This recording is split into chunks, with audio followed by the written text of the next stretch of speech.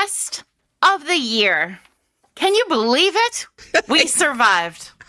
Well, barely. Everybody, this is an episode that, like, as soon as we are done recording, I start stressing about the next one. You've already put a book on next year's list. I did. That's true. I'm so proud. I have not done that, but I am very proud of you.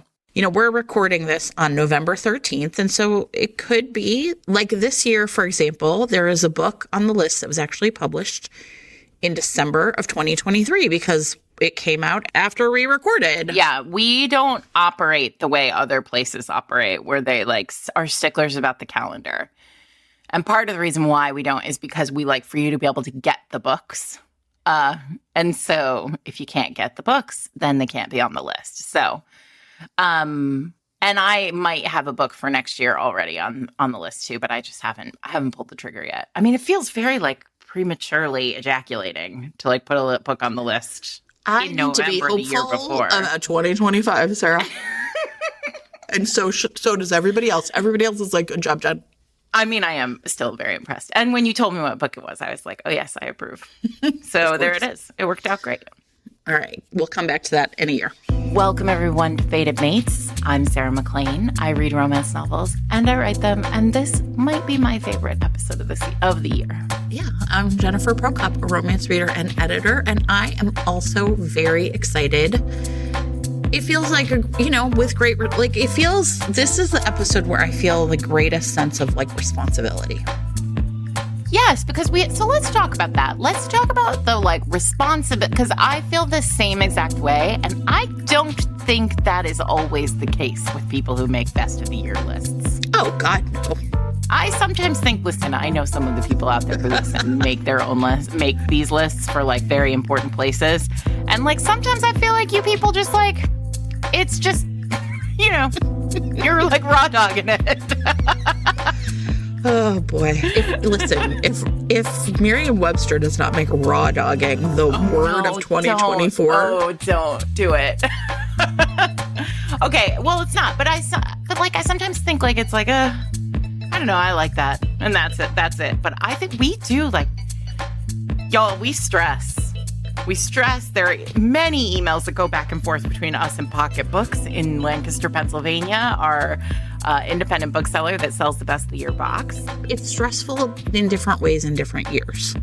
So sometimes it's really like narrowing it down. Like I have so many options and I just feel completely overwhelmed about how to pick them. And then it's kind of like... And then it's like, well, we put that person on the list once, so take them off. Like... Right. Or is it too many of this subgenre? So sometimes it feels stressful that way. This year felt stressful because I felt like we got to June and I really was like, nothing's on the list, right?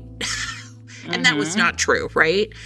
You have to feel like you're slowly putting things on the list. And then do they stay on the list or do they drop off the list? So if you get to like September or October and you're still like, I'm still kind of reading, trying to find that perfect book, that feels stressful. And I felt like I did that a little bit this year where I couldn't quite find the right books. And then one of the other things I really like about the list this year is quite a few of them are books I read very early in the year. Mm-hmm. And that is also hard because of recency bias, right? Which is when you're really prioritizing the stuff that you just read. And so I really tried we all know this in romance, right? You read a book and you think I enjoyed it. It was a good book, but then it really sticks with you. But you need time to feel that feeling. And so a couple of these books are books that if you would ask me right after I read them, if I was going to put them on best of, I probably would have said no, but they just stuck with me in such a powerful way. So I think that's part of the stress is just kind of like finding that right mix. Yes, I think so.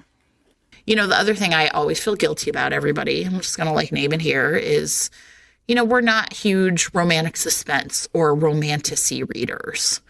And so it's always like, a best of list from us is always going to be a lot of contemporary and a lot of historical.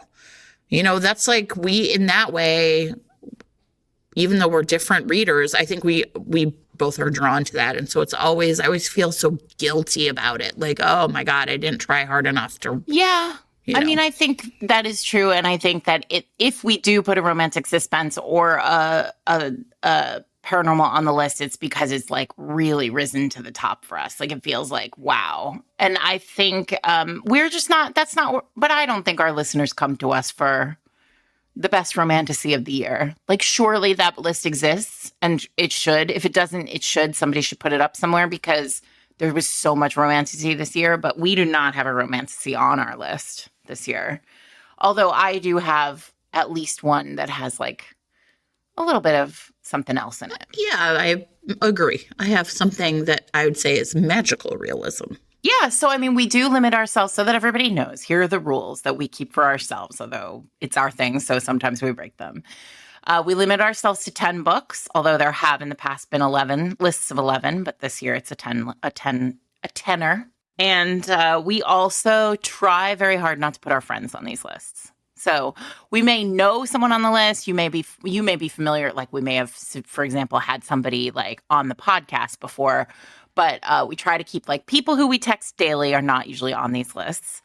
And part of the reason why we do that is to keep some level of like editorial integrity. I don't know. What are we? We don't even know what we're doing. But that's in our heads. This keeps us from being, biased to our friends. But a fun thing that happens is then we give Pocketbooks in Lancaster, Pennsylvania, a list. So they put together the box and then you can supplement the box. You can add to the box individual books by our friends that we have also loved. Like also books we think are bangers, but that we appreciate. You may think we are just trying to sell our friends' books. Which, I mean, you should also buy our friends' books. I don't know what to say about that. I think we have tried. Although I just thought of a second book that I feel like is going to be so good next year that we'll probably put it on the list. And you know what? Everybody will be like, whatever. Oh, yeah. That's a good You know what book. I'm talking about? It is a good book. Okay. Everybody already is like, these bitches have 3 books on the 2025 list and they're bitching about not getting enough books on the 2024 list. Oh, well.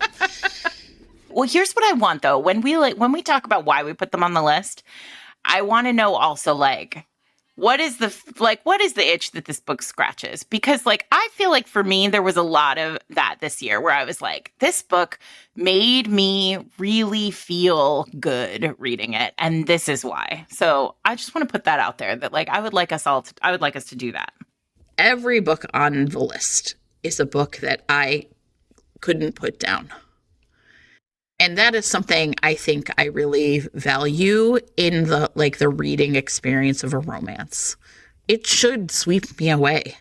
If I can put it down 7 times, then, it might be a book that I'm not going to finish it. Yeah, probably. It might be a book I admire, a book that eventually I get to. But, like, I will say this. Some of these books have stuck with me in some ways, but every single one of these books, the first time I read it, I was like, okay, I'm in it. And so I do think that is like regardless of like what other thing I liked about it, what other itch it was scratching, what other thing it was doing that I thought was interesting, what other perfections or imperfections, I would not say that I think that these are perfect books, right? And I think one of the things that's like really interesting about like the best of is like, what does that mean? And, so for some of these books, it's like I was swept away. I couldn't put them down, and they made me feel big feelings. And so even if there's like a moment or a part where I'm kind of like, if you like sat me down at a bar, I'd be like, okay, I wish XYZ would have been different in this book in some way. That doesn't take away from like that really powerful, like kind of the romance reading trifecta for me, right? Mm-hmm. Like big feelings, being swept away and not being able to put it down. And then just speaking to something, I don't know, like really beautiful about like what it means to be human. Yeah. I am glad that you said that, because that last part especially, because I was looking at my list this morning and I was thinking to myself like, oh, interesting. I could probably take these 5 books and group them together as like all having a very similar theme, despite the fact that that is not why I selected them. Like, but I feel like also this whole exercise gives me a real sense of, we talked about this. I don't know. We've talked about this a lot over the course of the last couple of weeks on the podcast, but this exercise kind of is a nice little portrait of, you say all the time, like, oh, you'd love to go back and do like the best books of 2007, right? Right. Because now in hindsight, those books are different books for you, potentially.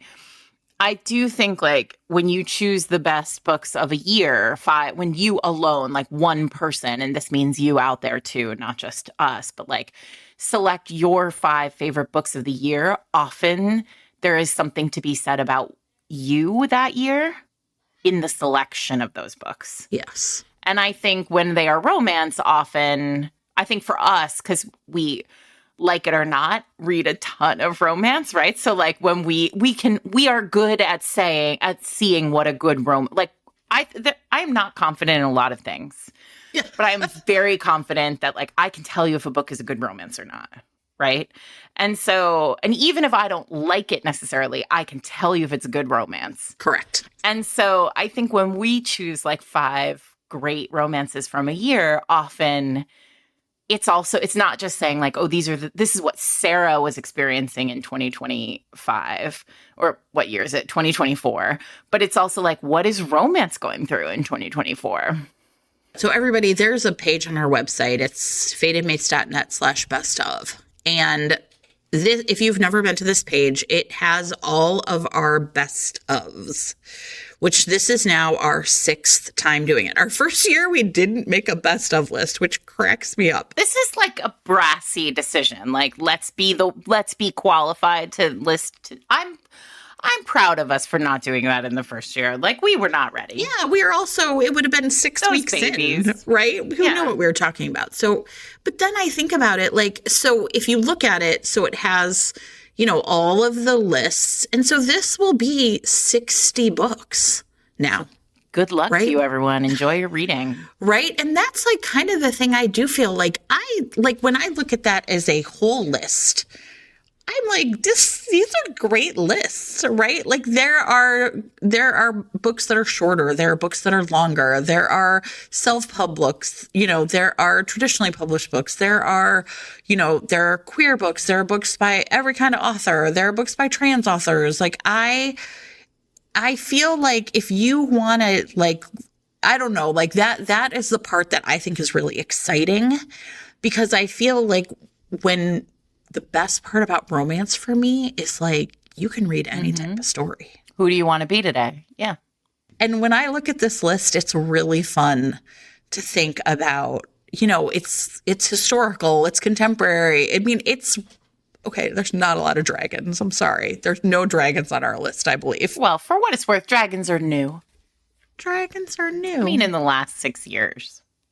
In romance, we didn't start out with dragons in romance 6 years ago.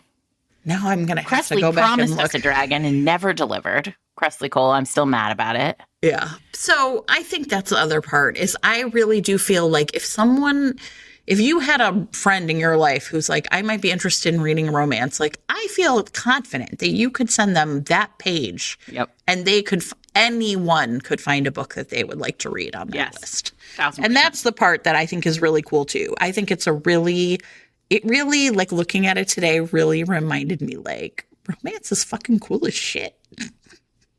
Surprise, surprise, everybody. We love romance novels here at Fated Mates. If you don't love romance novels, get the fuck out. What are you doing here? Maybe they're listening for a loved one, Sarah. Maybe. You know what you should... Okay, before we start, here's what you should do. If you are listening for a loved one, and you just don't know if you can tolerate the two of us just talking at you for an hour, head to fatedmates.net/best of. Click on the link right at the top of the page that says buy this year's best of box. You'll be taken to our amazing partners, Pocketbooks in Lancaster, Pennsylvania, a queer, woman-owned, social justice-oriented, romance-friendly bookshop in a glorious Victorian house there. And you can purchase all the books we talk about with some additionals for your loved one to be tucked under the tree or set aside on Hanukkah or just because you love a person and you want to give them a gift. You know what? The page will tell you when you have to order the page by. will tell you everything, and will tell you too at the end of the episode. But if you order by December 10th, you are guaranteed delivery before Hanukkah and Christmas. Well, there you go. So that's fatedmates.net/best of. And thank you for your patronage, and your romance-loving loved ones will be they will love you a lot. This week's episode of Fated Mates is sponsored by Melanie Green, author of Common Ground. So this is the first in a series called The Hearts of Honeywine. And Honeywine is a small town in the Texas Hill Country. So this is like beautiful land. Lots of people go there to do touristy stuff. And so Livia Delacroix has quit her day job in the city and has been like saving up her money to buy this bed and breakfast, right? Like running a small town B&B and, has been her dream. And so, she had her eyes on this property and she like kind of swept it and bought it. Meanwhile, Gregory Forrest grew up in this town, and he is coming back home with the idea to essentially revitalize the town's tourist industry by creating sort of a ropes course, adventure course, kayaking. I don't know what people do, all that kind of stuff, right? And so he is really angry because it was his goal to buy that B&B and essentially annexed it to his property so his visitors could have a place to stay. And there is a common border between the two properties, and they are bickering and arguing over. And this is a great small town romance. It's about being an insider versus an outsider. It really has a lot of the like small town characters that you love so much, but also really a great story about two people who are searching for home and, trying to like tie that to the idea of like a future where they can own a small business and be part of a community, all those things that we love in romance. So this is a terrific story. Well, if you would love to try this contemporary small town romance that features dislike at first sight and a true fish out of water heroine, you will love Common Ground by Melanie Green. You can get it in print and ebook. And if your podcasting app supports it, you can click on the chapter title right now to be taken to buy the book. Thanks to Melanie Green for sponsoring this week's episode. Jen, I think you should go first. Okay. I'm curious about how you're going to start. So I'm going to start with A Love Song for Ricki Wilde by Tia Williams. And I probably talked about this book last, at the beginning of the year when it came out. It came out in February, and it really was a book that was perfectly primed to be read in a leap year, because what it was about was essentially like a literal timeless romance. Ricki Wilde is kind of she comes from a really like well-heeled Atlanta family that actually has made its money in funeral homes. But Ricki is a florist, and she does not want to work for the family business. Like, one of the things I liked about the book is there's a lot of really richly layered setup. Ricki ends up meeting a 90-something-year-old woman, Miss Della, who essentially tells Ricki that she can move and live in her, the bottom floor of her Harlem townhouse is available for Ricki, for a flower shop for Ricki. And then there's like a little apartment in the back, so that she essentially offers Ricki, there's a space, you can come, you can, be a florist and move to New York, which was your dream. And so Ricki, I love this about her. Like, she's so like, okay, yeah, I'm going to go do this. She's just like bold and brash and kind of going to follow her dream.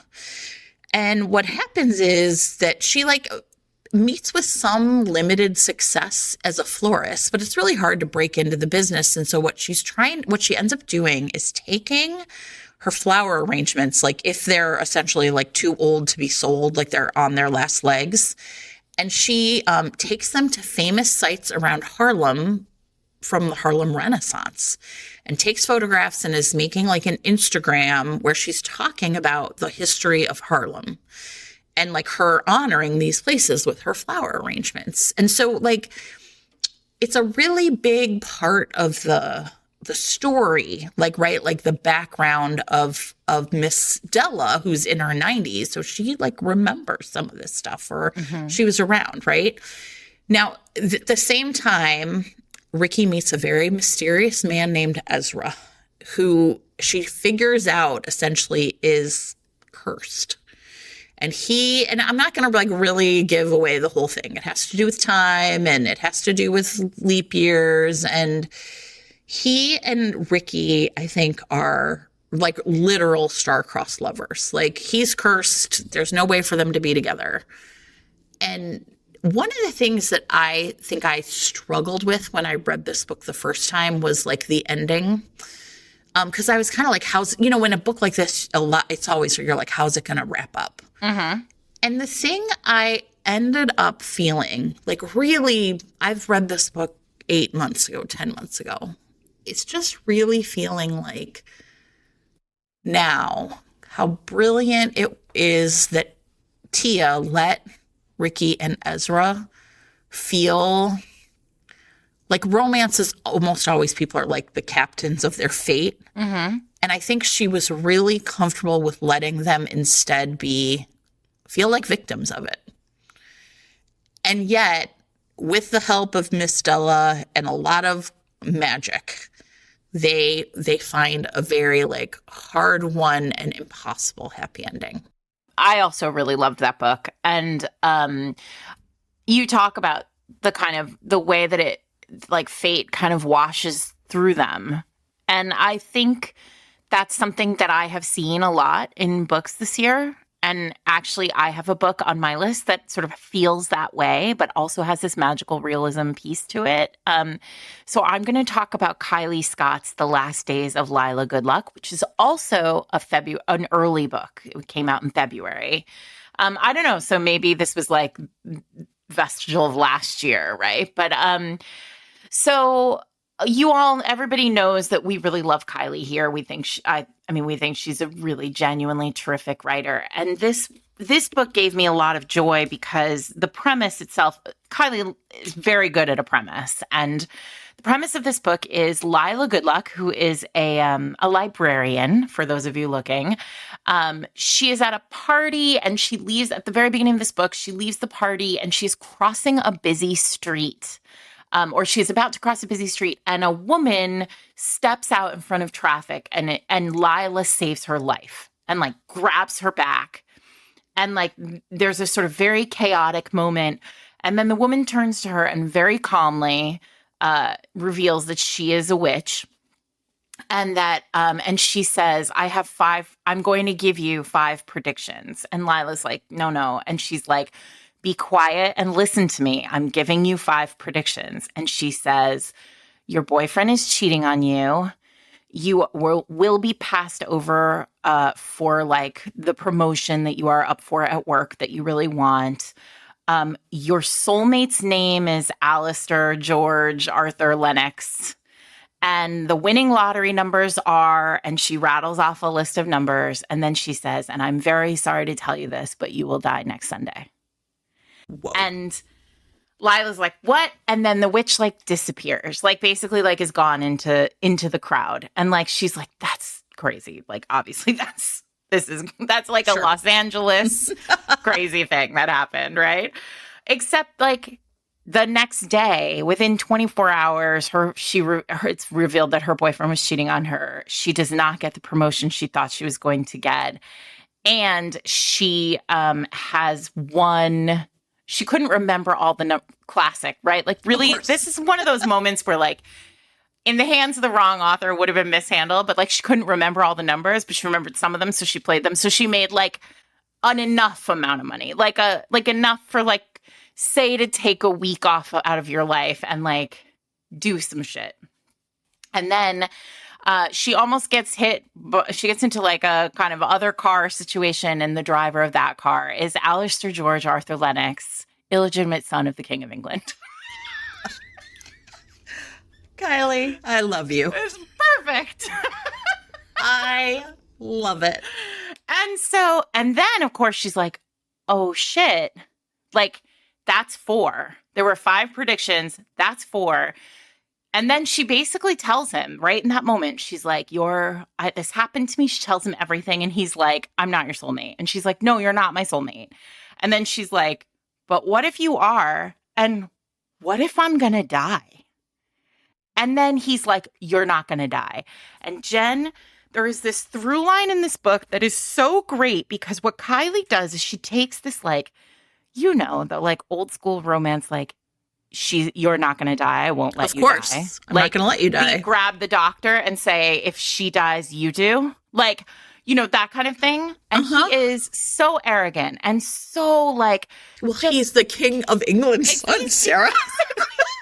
Illegitimate, but yes. And he is basically like, no, this is stupid. You're not dying. And then like it becomes his like mantra because as they start to fall for each other, they are both like, oh shit. Like that's the 4th prediction. What if she's going to die? And the fear produces his just like constant, calm assurance that she is not going to die.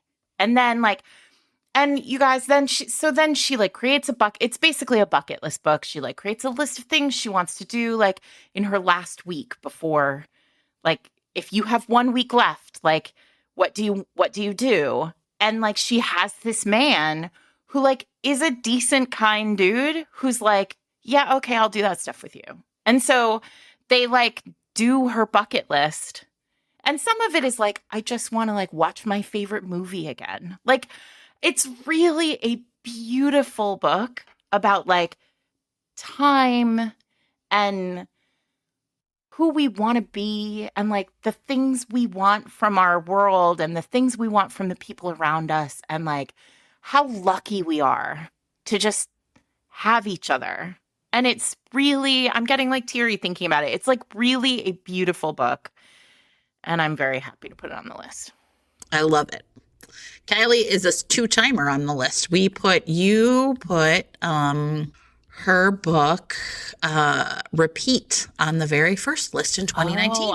That's Kylie loves a crazy plot. That one, the woman has amnesia and she has to go and like figure out her life from her ex-husband or boyfriend. Really has a real gift for high concept in that way. Mm-hmm. Like, right? Like there are not all of her books are like that, but when she comes up with a really good one, it really hits. Yes. Okay. Another early book that I read, probably, I think this one came out in May or June, is called Everyone I Kissed Since You Got Famous by May Marvel.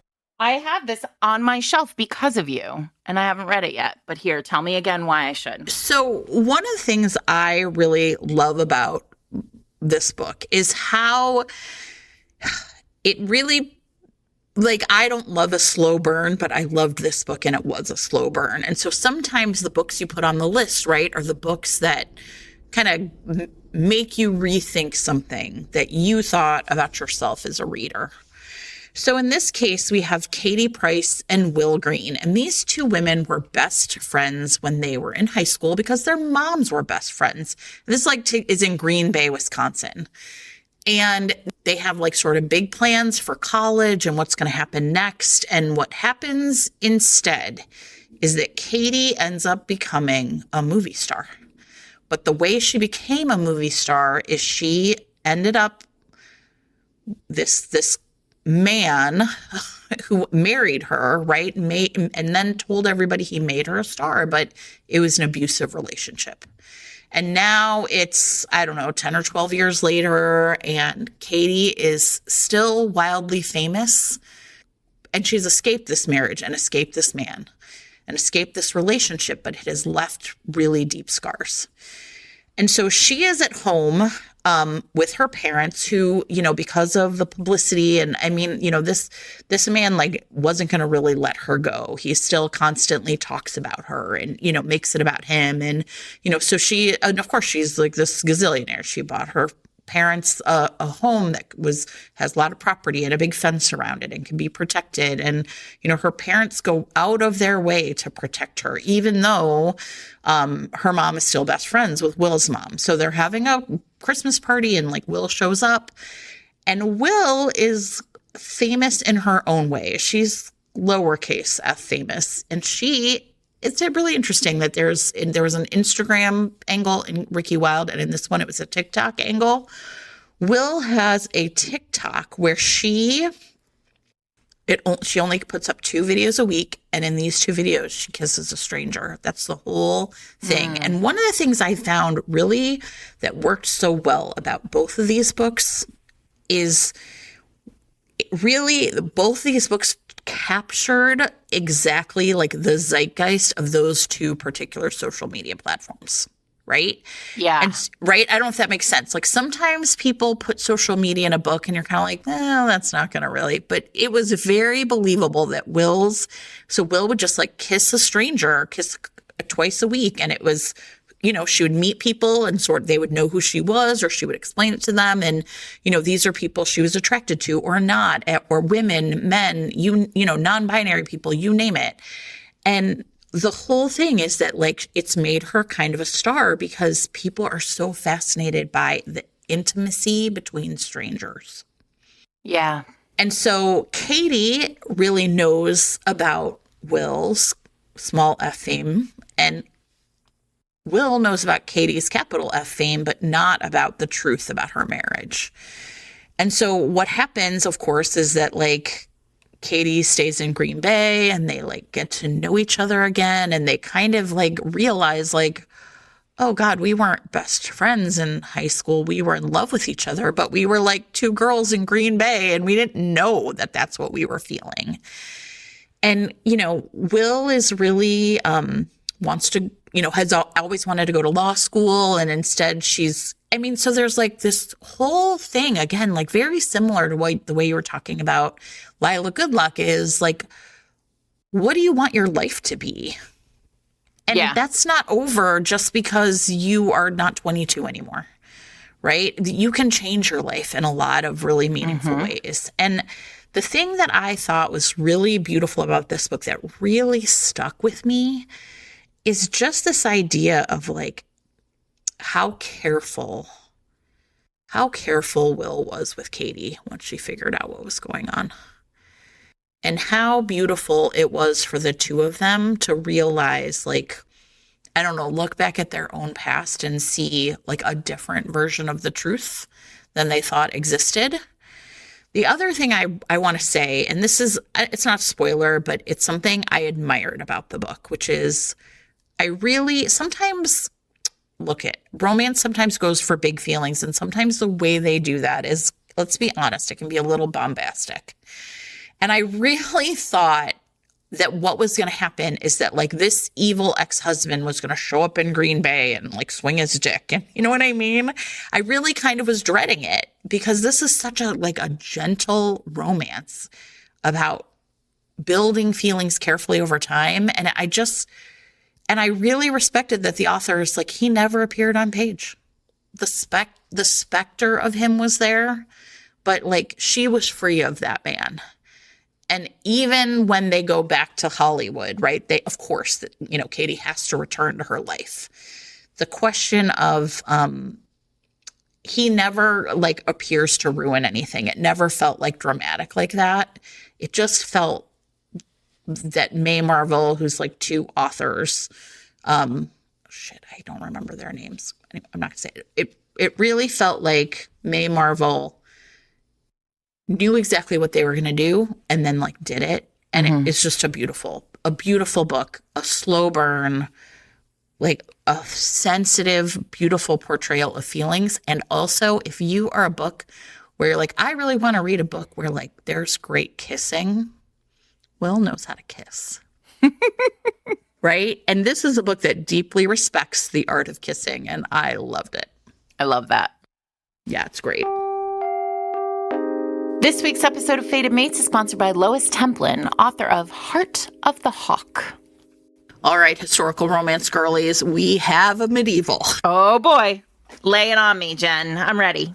Hawk Grogan is the king's most trusted knight. He's, of course, never failed on a mission, but the king sends him off to Hawkspur Castle, which is in the Welsh marshes. There's some treason.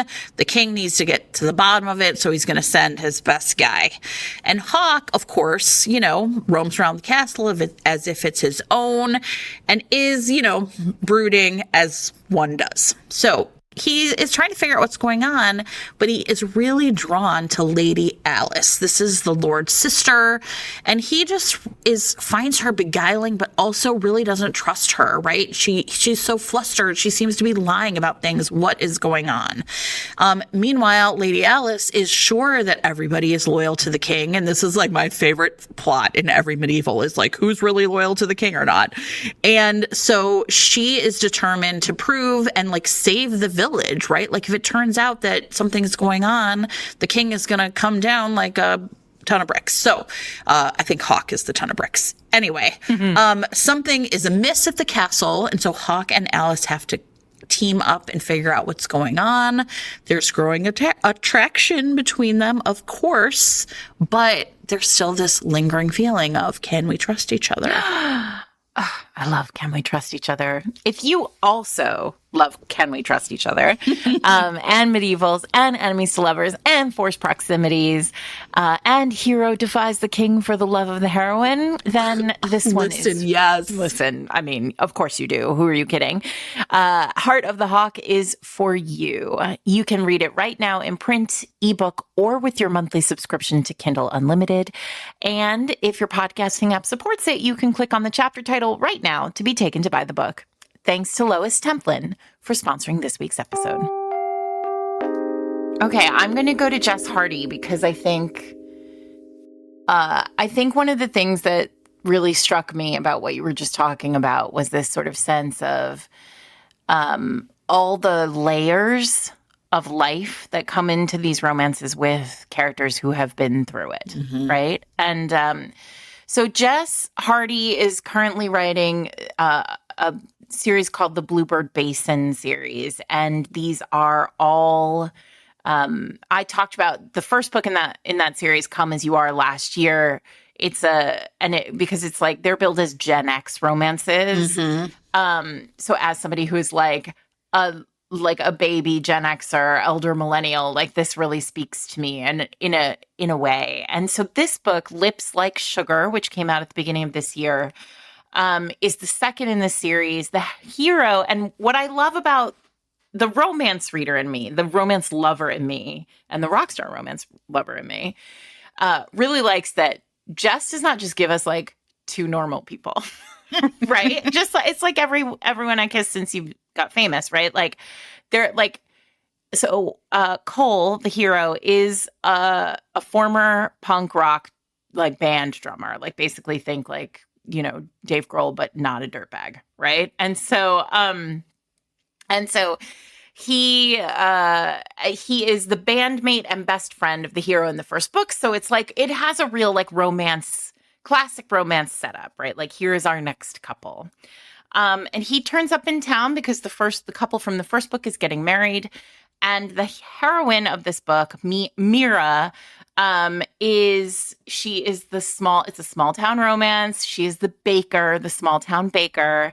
And Cole so she is, having her day, and she is older. She is a woman of an age who has a teenage son and an aging parent and a business and an ex-husband.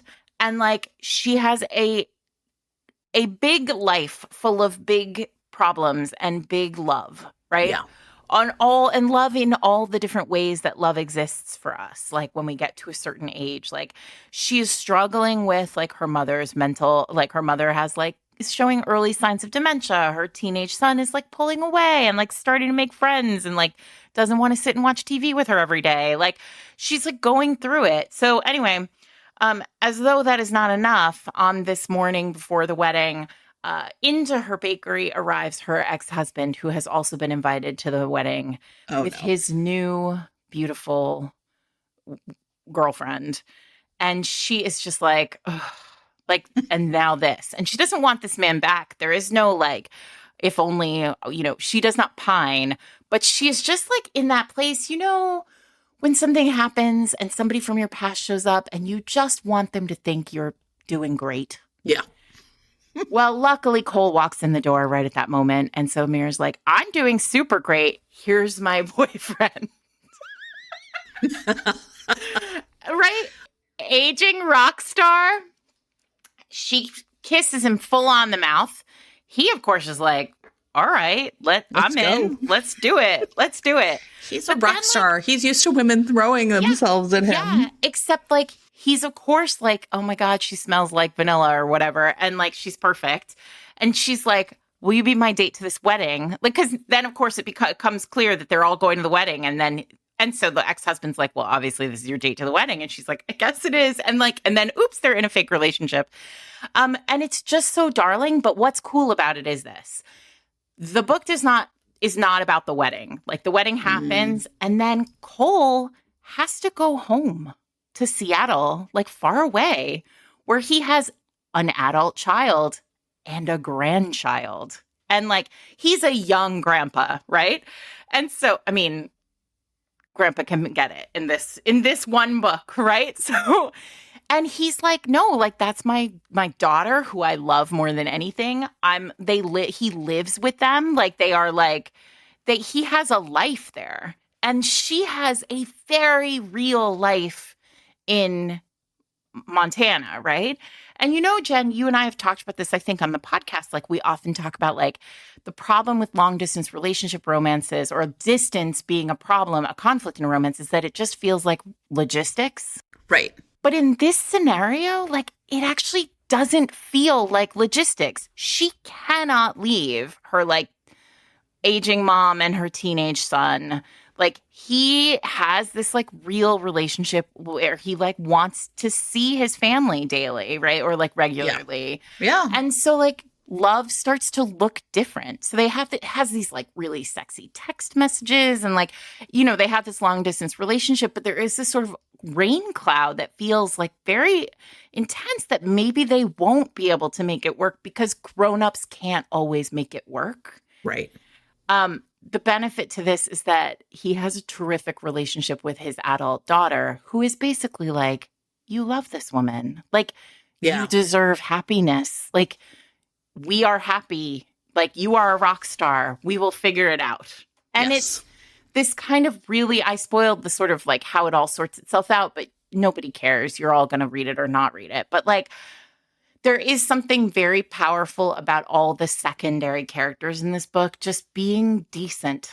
Like, this is a book about decent people who fall in love and like have decent people around them who help them like overcome what does feel like a real conflict. Yeah. And I will also say, this book is very hot. And which is not like, look, if you're looking for a seasoned romance that like does not pull the punches and like really feels authentic, but also is extremely hot. Perfect. Good for you. You're about to have a lovely holiday.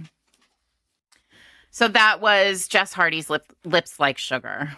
Okay. So I'm going to talk about historical.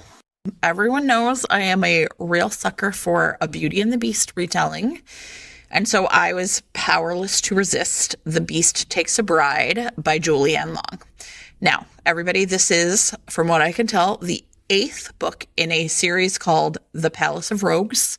And because I love the chaos, this is the first book in this series that I've read.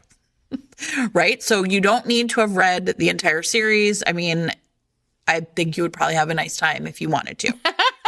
You would. I can confirm that. You would definitely have a nice time. I have no fear, and I started at book number 8. And partly and one of the things I want to talk about with this book is just how much a great beginning will just suck me in like a vacuum, and now I'm reading. And in this case, we have Alexandra, who is in a jail cell. I don't know where jail was in London. Where was jail in London? Was it Newgate? I don't know if they even said. Whatever. Probably. Anyway, she's in a jail cell with 4 other women. And it starts off by saying, right, 3 of them were thieves, a silver candlestick, a half dozen handkerchiefs, a wheel of cheese. One was a forger. The 5th one had stabbed her husband in the leg. And Alexandra is in with these women, and they don't believe her story about how she got there. And her story is that she stole a carriage and the horses belonging to a duke. And so now she's in jail, and they all think that, because she's in like a ball gown, they all think that she's essentially like telling tales, right? Like this hilarious rich lady telling this funny story about how she's in there. You know, they're like making fun of her accent, and, you know, and she's really like playing along with them because she is completely terrified about what's going to happen next. When all of a sudden a silence falls over the jail and a man appears. And Sarah, who could it be? You know, it was her husband. And it says she hasn't seen him in 5 years. And I got to tell you, I was completely Turn it right now. Yes. And her husband is Colonel Magnus Brightwall. Oh, and Magnus, name of destiny. Exactly. And he essentially has been overseas making war for 5 years. And the great thing about this is, like, Julianne Long, first of all, her writing is amazing. She is such if you're like Kate always uses the phrase like prose forward, right? Like if you really care and you want to read some great writing, read a Julianne Long book. It's just spectacular. And what essentially ends up being revealed is that her family, you know, was destitute. She knew it was her job to marry well. Magnus essentially like falls in love with her at first sight and offers for her hand, but it's clear that that offer is going to come with like a lot of financial assistance. He's buying himself a bride. And she doesn't actually really realize that he has these feelings for her. And she's had like a flirtation with a young guy, a young gentleman or whatever. And it's literally the night before their wedding. And he sees her kissing this boy. And what he doesn't know is this is the first and last time she ever kissed him. But his pride, I talked about this book on the pride when we did the 7 Deadly Sins, right? His pride gets in the way. And he is just so horrified that he felt feelings for her and she feels feelings for this other man, that he essentially goes back to do war for 5 years and leaves her alone. And she exists in this strange kind of in-between land, right? She's the famed, the wife of this famous colonel, this hero, yet she barely knows him and she doesn't know why he's not home. And he basically like breaks it to her. Like, you're going to go to America. I'm selling everything here. And you can take this money and go to America and you'll never see me again. And she is so helpless in the face of this man who has the right to tell her what to do. And so anyway, they end up at the Palace of Rogues, which is like sort of a rooming house that they're going to live in. And there's this, a lot of the former characters appear. I did not find them overwhelming. I found them charming. I was, compelled to go back and want to read all their books. But the whole business for her is really like getting past obviously getting past his pride, but also getting past there's something about his determination to like make the world the way he wants it. Mm-hmm. And she as a woman is sort of tired of that. And so she is like, and at the same time realizes like, okay, if this is the out he's offering me, I'm going to go along with what I have to go along with. We're going to kind of make nice in the press. And then I'm going to have a chance to like go my own way. Yeah. But the whole time they're just longing for each other. And then it all explodes and they have amazing sex and figure it all the fuck out. It is a terrific historical romance. I loved it. It's funny. It's like there's a whole like running gag in the book about a young couple at the boarding house who just got married and they're having like super noisy sex. Uh-huh. and everybody else is like completely horrified by it. It gives off vibes in a historical of that like great scene from Black Dagger Brotherhood where like Bella is in her kneading. And so like everybody's like super horny, but like these two young people do not realize that everyone else knows what the noises are coming from their room. I mean, it's like funny. It's just so beautiful. Like it just felt to me a book that had a lot to say about duty, right? Like his feeling of like, I'm a colonel and I have a duty and I have to act a certain way and be a certain way and I will get rewarded for that. And you were supposed to act a certain way and you didn't. And her feeling that he didn't do right by her either. I loved it. Loved it. This week's episode of Fated Mates is brought to you by Vi Keeland, author of Boss Man. So this one is an old school Vi Keeland book. It came out in 2016 originally, but if you love a Vi Keeland book, you're going to love this. This is a classic. So our heroine, Reese, is on a terrible first date. And we meet her outside the bathroom at the restaurant where she is. And she's deeply bored by this man that she's on a date with. And she's trying to get through to her best friend to basically tell her best friend to come save her from this date. And she turns around and there standing in the hallway is this like incredibly handsome, tall, dark, beautiful, perfect in every way man who says, you're pretty terrible for what you just did. And then he gives her kind of a series of dating advice. Amazing. And she tells him off because how dare he, and goes back to her table and to her bad date. And he returns with his like stunning girlfriend or his own date, and like basically teases her, pretends that they're their old friends, that they grew up together, that he was once in love with her. He really lays it on thick. And she's just like enraged by this irritating man. He leaves, and wouldn't you know it, Jen, she happens to be getting a new job at a corporation somewhere in town. And can you imagine who might be the boss there? I think it's going to be him. It's going to be Chase, our hero. Chase, our hero, who is just like into Reese from the jump, which will surprise no one who knows Vi Keeland. This is going to be a real cat and mouse book. He is going to relentlessly pursue her. Name is destiny when it comes to a hero named Chase. And I'm going to wager that he's going to be a great dirty talker. I would bet. A 12-pack for days. And some real energy in the sack. What more could you want right now? So everybody, if you would like to check out this alpha male boss workplace romance, it is available in print, ebook, or audio, and with your monthly subscription to Kindle Unlimited. If you click on the chapter title right now, you can be taken to buy the book. Thanks to Vi Keeland for sponsoring this week's episode. Okay. I'm just going to go to somebody who I think writes a great book. How about that? There you go. That is the connection. Pick a book they wrote and you're going to enjoy it. And that is Nikki Payne. I want to talk about Sex, Lies, and Sensibility, which we talked about a little bit when she came on the episode, on the podcast, when Sex, Lies, and Sensibility came out. And we did an episode with her about home renovation romance and why renovation is so great, which you should go back to and listen to because it's going to expand on part of why I really love this book. But Sex, Lies, and Sensibility is the second in Nikki's written two books that are retellings of Austen novels. And if you know me, you know I love Jane Austen.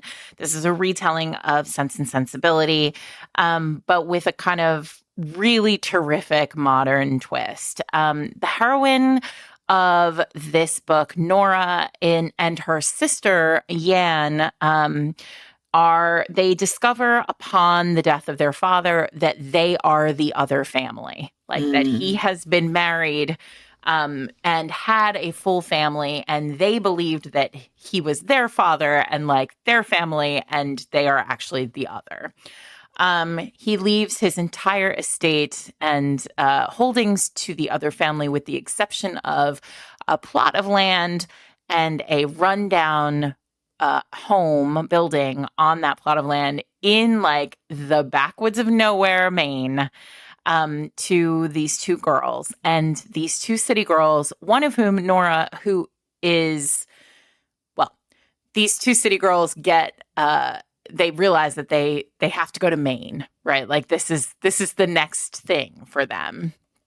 At Maine, which is very white, Yes, very rural. Like it is not a place where like two Black women from like an actual city want to go necessarily. But what is really interesting here is Nikki gives them a kind of added problem, which is Nora has a leaked sex tape. And so the whole world has basically seen her in a compromising position.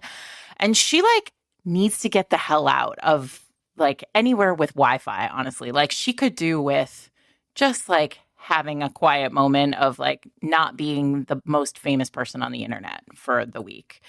So they head out to Maine, where they end up at a kind of rundown, dilapidated building that was owned by their father. If you're thinking like Schitt's Creek here, like you're on the right track. Except there is a man there, a very handsome Abenaki man named Bear. And he is squatting essentially on this land and he's pretending to be a fake park ranger. If you learned anything from Fated Mates Live, you know that Nikki herself was a park ranger. So there's a lot of like park ranger excitement in this book. He's pretending to be a park ranger and he's giving tours of their land. And she turns up with the deed and is basically like, get the hell out. And he is not going to do that. So because this is his land too, in many ways. And so what we actually have here and what I love about this book, so aside from it being blazingly hot, from Bear kind of being gone for Nora from the jump, I'm like wild about her sister Yan, who is like obsessed with tarot. I mean, there are a bunch of these characters there are a ton of like side characters in this book that are really like charming and funny and clever. And what Nikki does, for those of us who love Austen and who think of Austen as being really like a truth teller about society, and also like having a real incisive way of telling on a society. Yeah. I mean, Nikki does that so well. This book is riotously funny in places it is not situational comedy. It is like truly funny. These characters just see everything and say what they are thinking. And it is a real delight to read. She is, there are, of course, a ton of like little side notes and shout outs. So if you're an Austen fan, you're predisposed to love this. But I really think that the cool thing about this book is this sort of like big cast of characters who all kind of rally around these like true fish out of water. And I love a fish out of water story. I also really especially love one when they're not fully alone as fish out of water. Like the sister piece here is really powerful. And like the complexity of like coming to terms, again, who you are, when like the secrets your family holds, like the secrets that your culture, sort of requires you to keep. And then on top of it, a real sense of like being loved by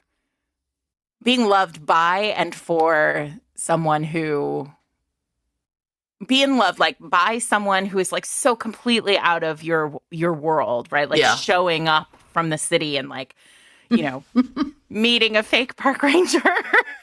And then also being loved for like, or in spite of, all your little flaws. And like Nora is very flawed and very perfect in every way. I love it. All right. I am going to talk about, okay, everybody, if you look back, remember I was like, oh yeah, look at the best of list. You're going to see that like I have a real affinity for like a certain kind of like, I guess like it must be like mafia romance. These are not really dark romance. I guess, it's like, like kind of the Anyway, so we got an assassin with a heart of gold here, and his name is Hans. Hans is the name of the book by S.J. Tilley. This, again, the fourth book in the Alliance series. I read it first, and I would recommend actually that you do the same. And this is a book that is notable, Sarah. I was thinking about how to describe it, for what I am going to call a man who is angry pining. Yes, like he is exasperated man, but like in the furious extreme. with himself. How dare you make me feel a feeling? Furious with himself for how obsessed he is with his across the street neighbor, Cassie. Now, as I was saying, there's like a kind of like I have a real affinity for a book like this, like Run Posey Run, and I think that Beautiful Russian Monster by Odette Stone. Like there's like a certain kind of book that just really scratches this itch. And this is a book like I opened up and literally just like read straight through, and then like got to the end and was like, I could read that again. And in this book, so Hans is an assassin. He lives on like a cul-de-sac in like outside of, I think, St. Paul or Minnesota. Like, so whatever. They're bad guys in Minnesota, which I don't know. I just feel like Tim Walz would never. But he just had eradicated all of that out of that state, except for these couple of guys. They run a bad guy firm called the Alliance. And Hans is so controlling because his sister was like kidnapped, and he essentially has been avenging her his entire life. Like she was, essentially kidnapped and like raped and like trafficked. So Hans has basically like ever since been like finding people who are trafficking others, and he is just like going to kill them. That's like his whole job. He's like a self-made man, but like this is his calling.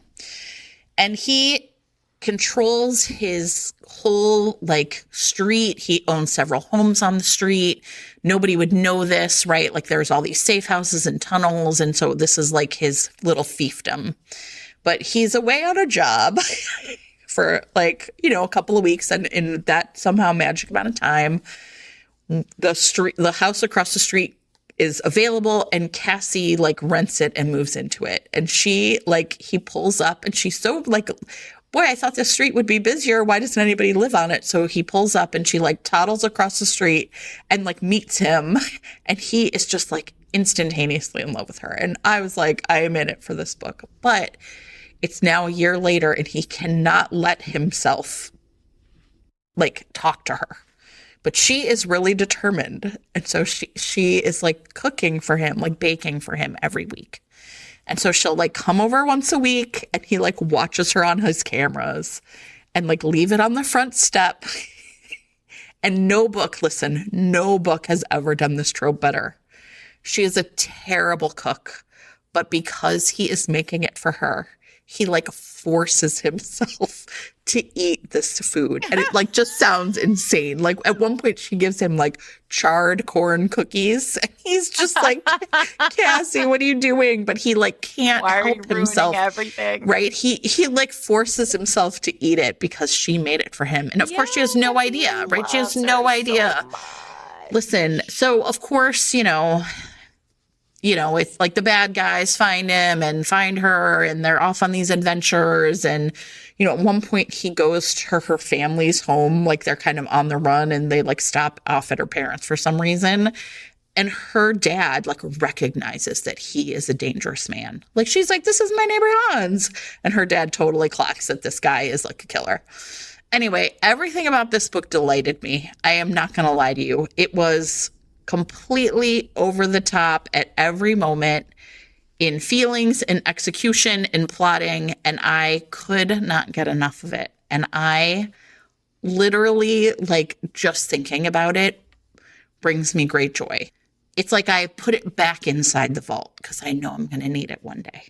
That's how good it was. Oh, I love that. Putting a book in the vault. That's big. Yeah, it's good. Hans by S.J. Tilley.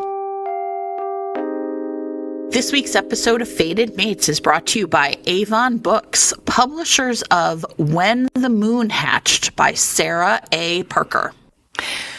So in this particular fantasy world, there is a massive war going on. There are the sort of the tyrannical leaders and the rebel group, the rebel Who could have assassins. guessed, Sarah? Exactly. And our heroine, Rave, is a rebel assassin, and she is legendary. And she is sort of set out to commit a sort of a very significant crime. And at the very beginning of this book, she trusts the wrong person.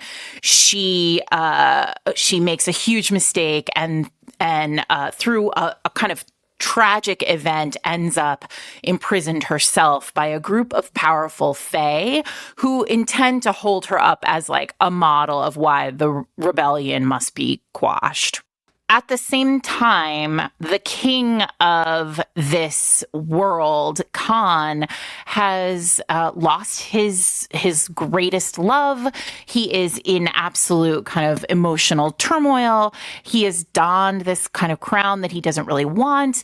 And now he is out looking for something to give his life meaning. And he is drawn inexorably, Jen, toward a high security prison. What could possibly be in there? He stumbles upon, of course, Rave imprisoned, and suddenly, like, the emotions between them, there are a bunch of feelings that flood between them. They've never met each other, but somehow they know each other, and they have, like, these intense emotions toward each other. And he breaks her out, and there begins this kind of epic and very epic, this is not a small book, an epic story of us against the world in a lot of ways. It. So if you would like to read an enemies to lovers, assassin and a king romantasy where he falls first, you should check out When the Moon Hatched. It is available in print, ebook, and audio, and the audiobook features dual narrators. Also, we've got cool paperback and special hardcover editions, and the sequel, The Ballad of Falling Dragons, will be coming soon. If your podcasting app supports it, you can click on the chapter title right now to be taken to buy the book. Thank you to Avon Books and Sarah A. Parker for sponsoring this week's episode. Okay, so my next pick is Elizabeth Hoyt's No Ordinary Duchess. Elizabeth Hoyt. Listen, we've been waiting for years, it feels like, for this new Elizabeth Hoyt. And I've talked about this before on the podcast. Like, I love an Elizabeth Hoyt book because for lots of reasons. Like, they feel real old school in the bones of them, but they are, first of all, like, completely filthy, everyone. And also, like, have these really modern, like, through lines that, you know, there's always a heroine who, like, just has such a spine. Anyway, and also, I love a hero. I love an Elizabeth Hoyt hero because they all think they are just revolting and terrible. Like, no one should ever love them. They are just the worst of men. And they know that. Like, they are not the worst of men, everybody. They just think they are. They just literally think they deserve to just, like, live in the muck and, like, no one should ever touch them. And this book begins. So, okay, okay, Julian. Take a deep breath, Sarah. Okay, Julian, our hero, he just thinks he has such disdain for himself. He is the heir to a dukedom, but the duke who holds the title is like the worst of men. Like, there is sort of speculation that he murdered Julian's mother. There is speculation that he's caused the death of a number of different people. And Julian, in order to prove this, is looking for, there's this sort of, he knows his mother kept a journal and he's trying to find it. At the same time, we have Lady Elspeth, who is friends to Julian's sisters, a friend of Julian's sisters, and also raised to be, she's trained as a wise woman. And this is this sort of, you know, a secret women's organization that has existed over the centuries. And they pledge, the members of this organization pledge their, like, energy and time to helping women out of difficult situations. And this is like millennia old, this organization. They are essentially everybody who knows about them thinks that they're witches. They are not witches. There is no magic in this book. But like there is this kind of like, what's the deal with this coven of women? She was trained as their librarian, and she is on the hunt. And there is like a bad faction of these witches called the Hags. And they are, they've changed the rules of the wise women. And so she is on the hunt for the original kind of guiding text of the wise women, which is rumored to live in the Grey Court family libraries. So we're together. So this book begins. Elspeth is like high on a Beauty and the Beast library ladder. In comes Julian. He's immediately like, holy shit, look at this woman. He of course is like, I'm not good enough for her. Why would she even look at me? I'm disgusting. Don't even touch me. Like how nobody should ever want to touch me. I'm filthy. I'm awful. And she's like, holy crap, look at his mouth. Because of course. And then like he smells like oak leaves in library and papers. Yeah. So, but Jen, this book, it's so first of all, like very layered. Like if you were looking for a book to just lose yourself in, this is the book for you. There are all sorts of things going on in here. Like Julian's sister's being married off to like a terrible old man. There's like a witch assassin in the woods, like coming for Elspeth. There's a winter storm that like washes out the road while all the servants are away from Julian's house.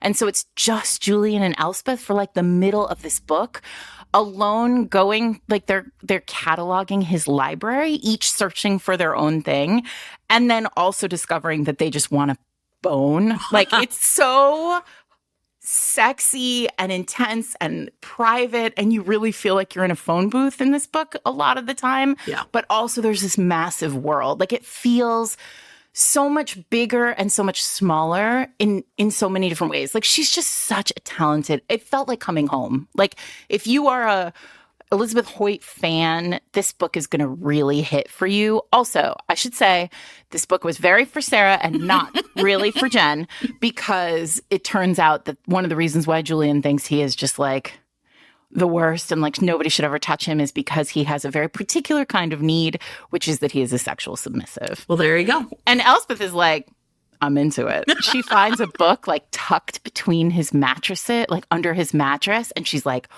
oh, what's this? And then she's like, I can do this. I can play. Anyway, it's really fun. It's a great historical. Like if you love historicals, you will be very happy with this. It is out December 10th. It is the only December book on the list. And it is available in the box. The good people at the bookstore contacted the good people at Forever and our good friend Dana, who's their publicist, and we're going to get it to you in the box. So that's really exciting. You must have loved it, Sarah. I really had a great time. Sarah, you guys, as you know, if you're not a longtime listener of the podcast, Sarah is always on the hunt for a sexual submissive. And so to have one fall into her lap. Totally. Like I would have loved this book even if he had if it had been the reverse. And like when it happened, I was like, oh my God, perfect. But of course it went this way. Like I feel like this also was the right book. I read this immediately after the election. I did not choose this book. I did not read this book like prior to the election. And it is the latest addition to the list, I think. And it was just the right book at the right time. Like this like coven of women, like all of it. It hit real great for me. So enjoy, everyone. That is Elizabeth Hoyt's No Ordinary Duchess. Okay, so my last pick is Sleeping with the Frenemy by Natalie Kenya. This is the third book in the Vega Family Love Story series, which everybody knows I really loved this series a lot. We did a deep dive of book 2. I talked about re-listening to these as like comfort reads because I think the audio for this series is terrific. And in this book, here's the thing. This book, God, it does so many things so well. And one of them is that book number 1 in the series had Camilla and Liam in like a fake relationship. And, of course, everybody finds out. And this book starts with Camilla's best friend, Sophie, being so hurt that she was lied to. Right? And it's really interesting because we never really get the fallout of fake dating on the people that were lied to. And I was like, oh my God, this is such a top-notch God tier way to start this book. Because I just thought it was so brilliant. And meanwhile, though, the reason Sophie, I think, is so upset and feeling so guilty is because it turns out that she has basically been having a secret on-again, off-again affair with Camilla's brother Leo for 15 years. Which we kind of saw. Yes, right. We kind of saw like the like, something was up yes, there. Something was up. And so it opens with them having this fight essentially right as book one ends, where she's like, I can't believe she didn't tell me. And I'm so outraged. And he's like, you didn't tell her, right? Like there's all this back and forth. And she's like, you know what? I'm not doing this anymore. I'm leaving. You know how I love this. You know how I love when they leave. She is not just gone, Sarah, for a month. She's gone for over a year. She she works for her father.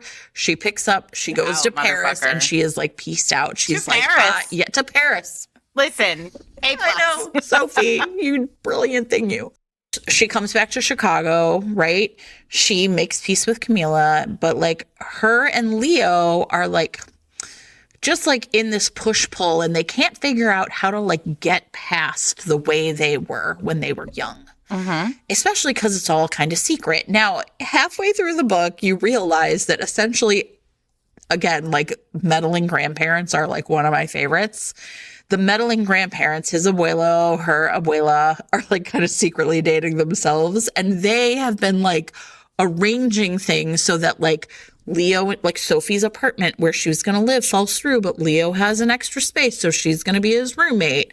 And then there's like this scene, here's where this book won me over. There's this scene where they find a dog, like a stray dog, and they take it up into their apartment. And she is just like, there is no way, we're going to do this. And Leo is calling the dog Dumpy because they found it in a dump. And she's like, you can't call the dog Dumpy. She's so outraged. And of course, she like falls in love with the dog, right? And so it's like this very like kind of, he knows that she's going to love the dog. Like it's this very like, I don't know. It's just this great moment between them. And then you find out that Abuelo had like basically like put the dog there knowing that they would find it so they could bond over it. And Listen, Leo was I love like, these meddling grandpas. are They're you the fucking best. kidding me? Yep. It is amazing.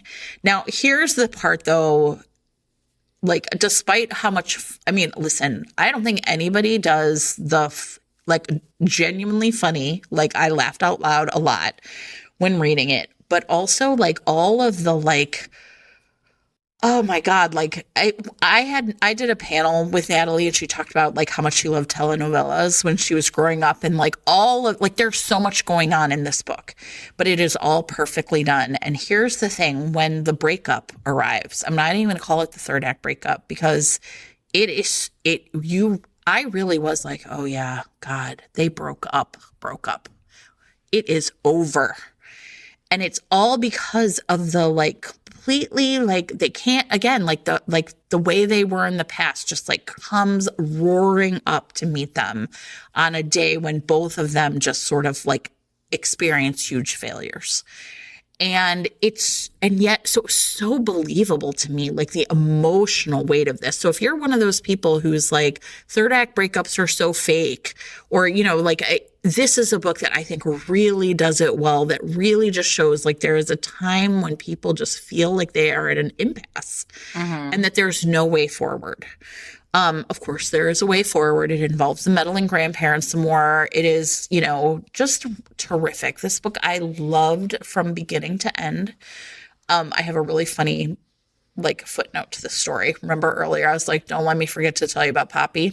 Okay, so they're having sex and it's super hot and she calls him Poppy and he's super into it and he spanks her. And I was like, oh yeah, this is so hot, right? Nice. So hot.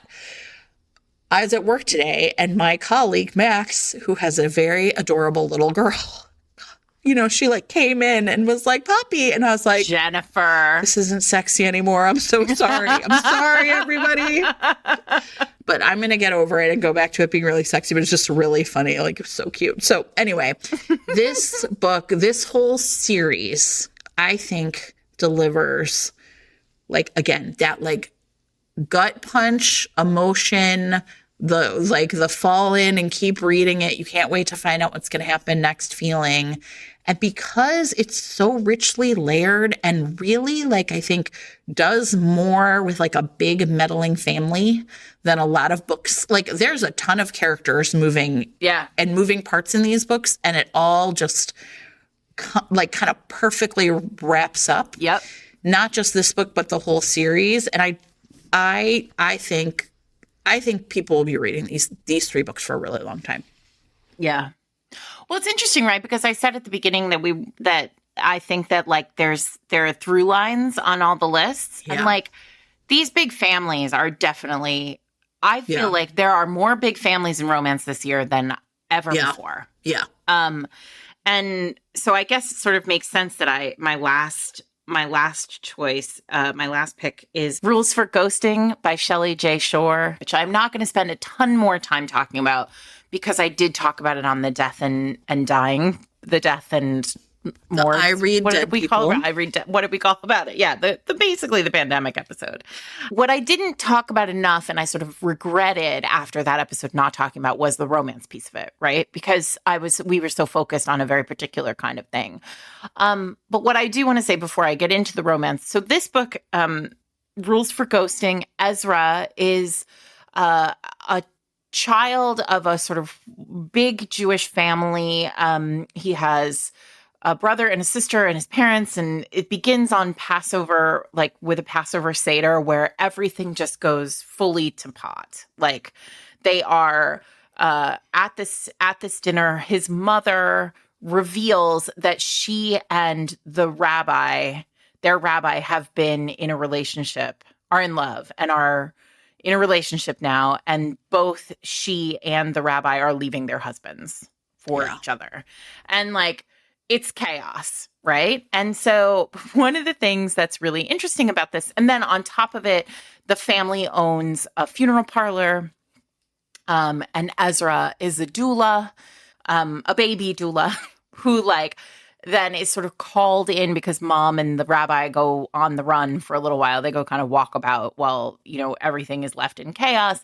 And he's kind of brought in to like help doula, or not doula, to help handle like the business of death and the like emotions of death. So I talked about all that in the other episode. Ezra can see ghosts. He can see ghosts, and in his experience, since he was a child, ghosts kind of haunt a place and then they move on, or maybe they haunt a person but they move on. And genuinely, he does not. There are no bad ghosts. He's just like, these are just spirits, and he can see them. He meets a man named Jonathan right at the very beginning of the book, and Jonathan is kind of connected to the family, and Jonathan comes to that Passover dinner, that one where everything sort of falls apart. And there's a great moment before everything falls apart where like, this is a group of people, a family that has had this, along with the rabbi and her husband, have had this kind of dinner every year, every holiday. These are the people that they spend holidays with. So like, there are things that happen every year. And the kids who are now adults play this like very funny drinking game, right? Where like, if anybody ever mentions like none of them are married, they all drink, right? And so like they have a list of things that they drink anytime one of the adults says, anytime they argue a very particular piece of scripture, or like part of the Torah, part of the like ceremony, they like all drink. And Jonathan, who is brand new to this world, has not been told that this is a drinking game, but he picks up on it right away and immediately understands the rules and immediately is able to clock the things that they are drinking to, and he starts to play. And it is a really beautiful moment in this romance, like right at the very beginning. I mean, I don't know, 40 pages in, where like, it's just clear that what Shelley J. Shore is doing here is like really laying a long game of the romance. But like, I love that. Jonathan understands all of Ezra, like from the jump. And he doesn't know so many things about Ezra. He doesn't know like much about this family. He is struggling with his own grief. It becomes clear that like Ezra starts to be sort of haunted by a young man ghost, and it turns out that the ghost that is haunting him is Ben, Jonathan's former husband. Yeah. I mean, Jonathan is a widower and Ben died. And so like there are all these kind of secrets and layers and like truths that come out, and Ezra like has his own like life where he has tried to like he's done a lot of work to like understand who he is. He is trans. He has a job that it runs like in many ways he feels counter to his family's business, right? Like he doesn't always feel like well connected to his family. He doesn't always feel like at home in like the world, as comfortable as he could in the world. But like Jonathan, and also he sees dead people, right? So it's a lot. It's a tall order. And Jonathan like really sees every time a layer gets peeled back of Ezra, like Jonathan just like seems to just get it.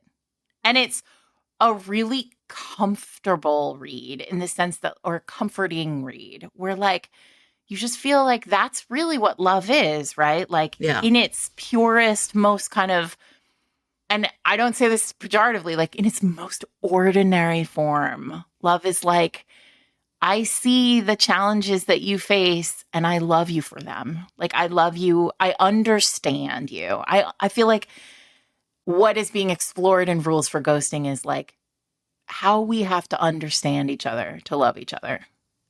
And it's really beautiful. It's a debut. And I just think it's a book that, again, I think I said this on that episode too, but like really shows like the way romance can do immense work, like when it comes to healing. Oh, I love that. Yeah. I love that. What a year. It turned out all right, 2024, for these reads. Yeah, but like some really great books this year. Yeah. Really, I think special books. I don't always feel like the list is special, but this year feels like there are some special books on it. Yeah. Yeah, I agree. Weird how much magical realism is on it. I think that's related to the pandemic. What we're doing. There's a chemtrail.